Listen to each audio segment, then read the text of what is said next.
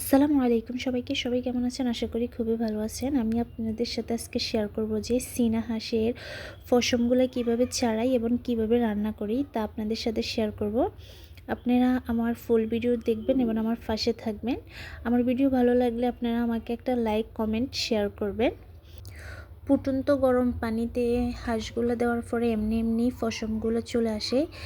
এদিকে বাচ্চা শেষ, তারপরে গ্যাসের মধ্যে এই যে এইভাবে ছেঁকে নিচ্ছি যেন ছোট ছোট পশমগুলো চলে যায়। নখগুলো কত বড় বড়, যারা আমাকে কমেন্ট করবে না তাদেরকে এই নখগুলো দিয়ে খামচি দেব। যাই হোক, দুষ্টামি করলাম। এখন হাঁসটাকে পিস পিস করে কুটবো। এই হাঁসটা, এখানে 2টা হাঁস মূলত বিদেশ দেওয়া হবে আমার দেবর বাসুরদেরকে। এখন আমি কারেন্টের পাতিলে রান্না করবো। এখানে দিয়ে দিলাম সরিষার তেল। তেলটা গরম হয়ে যাওয়ার পরে দিলাম লং, এলাচ, দারচিনি, পেঁয়াজ, টমেটো, কাঁচামরিচ, যা যা লাগে তা।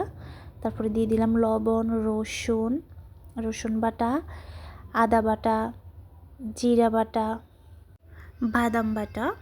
এখানে আমি পুরো মশলাটা কষানোর পর দিয়ে দিলাম মাংসগুলা।